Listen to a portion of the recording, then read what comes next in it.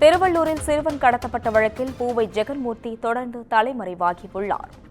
மேலும் சென்னை உயர்நீதிமன்றத்தில் பூவை ஜெகன்மூர்த்தியின் முன்ஜாமீன் மனு தள்ளுபடி ஆன நிலையில் தலைமறைவானது குறிப்பிடத்தக்கது. இதுகுறித்து கூடுதல் விவரங்களை வழங்குவதற்காக செய்தியாளர் சுதாகரன் இணைப்பில் உள்ளார். வணக்கம் சுதாகரன், தற்பொழுது ஜெகன்மூர்த்தி தொடர்ந்து தலைமறைவாகியுள்ளார். இதுகுறித்து கூடுதல் விவரங்களை பகிரலாம். வணக்கம் அஸ்வினி. காதல் விவகாரத்தில் சிறுவனை ஏடிஜிபி வாகனத்தில் கடத்தப்பட்ட வழக்கு தொடர்பாக புரட்சி பாரத கட்சியின் தலைவரும் கேவி குப்பம் தொகுதியின் எம்எல்ஏவுமான ஜெகன்மூர்த்தி முன்ஜாமீன் வழங்க கோரி சென்னை உயர்நீதிமன்றத்தில் மனு தாக்கல் செய்திருந்தார். இந்த மனு மீதான விசாரணை நேற்று முன்தினம் நீதிபதி முன்பு விசாரணைக்கு வந்தது. அப்போது ஜெகன்மூர்த்தி தரப்பில் சிறுவன் கடத்தப்பட்ட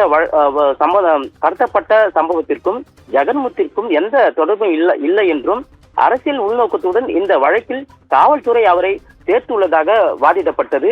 மேலும் சிபிசிஐடி விசாரணைக்கு தான் முழு ஒத்துழைப்பு வழங்க தயாராக இருப்பதால் தனக்கு முன்ஜாமீன் வழங்க வேண்டும் என்று தெரிவிக்கப்பட்டது.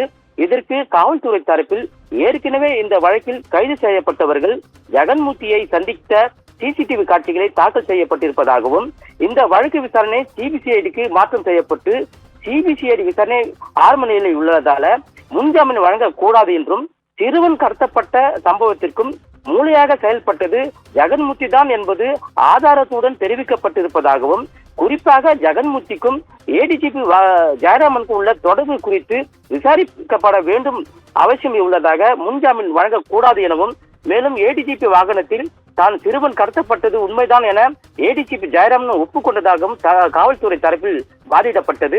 இருதரப்பு வாதங்களை கேட்ட நீதிபதி சிறுவன் கடத்தல் தொடர்பாக ஏற்கனவே கைது செய்யப்பட்ட மகேஸ்வரி என்பவர் அளித்த வாக்குமூலம் மற்றும் செல்போன் உரையாடல்களை எல்லாம் கேட்கும் போது இந்த சம்பவத்தில் பூவை ஜெகன்மூர்த்திக்கும் தொடர்பு உள்ளது என்பதற்கு ஆரம்ப கட்ட முகாதாரங்கள் உள்ளதால ஜெகன்மூர்த்தியின் முன்ஜாமீன் மனுவை தள்ளுபடி செய்வதாக நீதிபதி உத்தரவிட்டிருந்தார். சிறுவன் கடத்தல் வழக்கில் முன்ஜாமீன் கிடைக்காத நிலையில் பூவை ஜெகன்மூர்த்தி தொடர்ந்து தலைமறைவாகி இருக்கிறார்.